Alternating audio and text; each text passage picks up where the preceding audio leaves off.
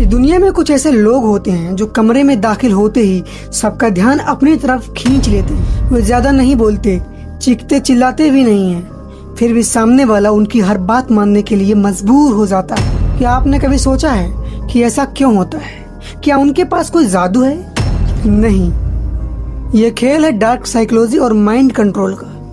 आज इस वीडियो में हम आपको 3 ऐसे खतरनाक मनोवैज्ञानिक तरीके बताने वाला हूँ जिन्हें अगर आपने समझ लिया तो आप किसी भी इंसान के दिमाग को आसानी से पढ़ सकते हो और उसे अपने इशारों पर सोचने के लिए मजबूर कर सकते हो। लेकिन वीडियो शुरू करने से पहले एक चेतावनी, इन तरीकों को गलत इस्तेमाल मत करिएगा।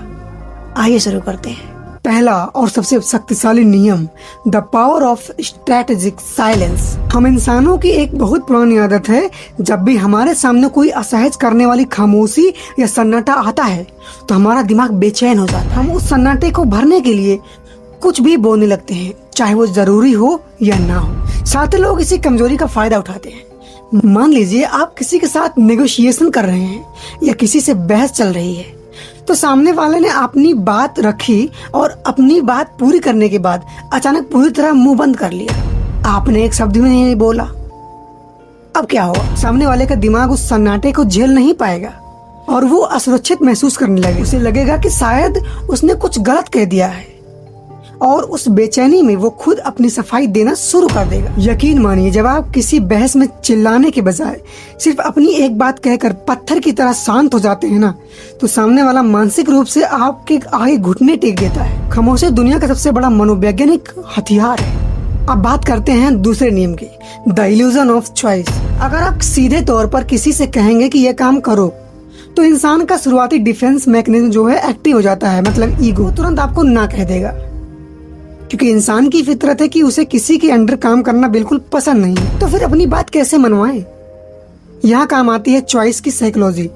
आपको सामने वाले को ऐसा एहसास कराना है कि फैसला पूरी तरह से उसका अपना है, जबकि असल में सीमाएं आपने तय की हैं। इसे एक उदाहरण से समझते हैं। अगर आप चाहते हो कि आपका जो दोस्त है वो आपसे कल शाम को मिले, तो उससे ये मत पूछिए कि तुम कल मिलोगे या नहीं मिलोगे। इसका जवाब वो ना में दे सकता है। इसके बजाय उससे पूछिए, यार हम कल शाम को 5 बजे मिलें या 7 बजे। ध्यान से देखिए, आपने उससे पूछा ही नहीं कि मिलना है या नहीं। आपने उसके दिमाग को 2 ऑप्शन दे दिए कि यार हम कल 5 बजे मिले या 7 बजे मिले। ठीक है, अब उसका सबकॉन्शियस माइंड इनमें से एक वक्त चुनने में व्यस्त हो जाएगा और वो भूल जाएगा कि मिलने से इनकार भी करना जा सकता है ना।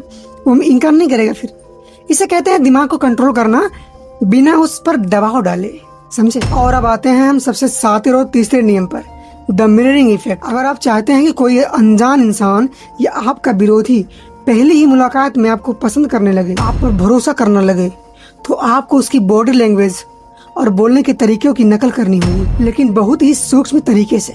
वैज्ञानिक रिसर्च कहती है कि हम इंसानों का दिमाग उसी इंसान पर सबसे जल्दी भरोसा करता है जो हमारी तरह दिखता है और व्यवहार करता है।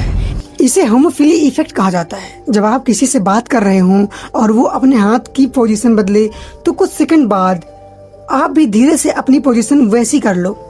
अगर वो थोड़ा धीमा बोल रहा है तो आप भी अपनी आवाज की स्पीड को धीमा कर लो। सामने वालों को कॉन्शियसली कभी पता नहीं चलेगा कि आप क्या कर रहे हैं, लेकिन उसका सबकॉन्शियस माइंड यह सिग्नल कैच कर लेगा कि ये इंसान बिल्कुल मेरी तरह है या सुरक्षित है, और उस पल से वो आपके सामने पूरी तरह से मानसिक रूप से पिघल जाएगा और उसके सारे डिफेंस हट जाएंगे। तो मेरे दोस्तों, ये 3 मानसिक नियम, रणनीति खामोशी, विकल्प का भ्रम और मिररिंग इफेक्ट, इसका इस्तेमाल बहुत ही सावधानी से कीजिएगा, क्योंकि जब लोग समझ चाहते हैं कि आप उनके दिमाग के साथ खेल रहे हैं, तो वे हमेशा के लिए आपसे दूर भी हो सकते हैं। इनमें से कौन सा तरीका आपको सबसे ज्यादा खतरनाक लगा, नीचे कमेंट करके बताइएगा। और अगर आप इस तरह के डार्क साइकोलॉजी और ह्यूमन बिहेवियर के सीक्रेट को जानना चाहते हैं तो चैनल को सब्सक्राइब कर लेना। फिर मिलते हैं नए वीडियो में।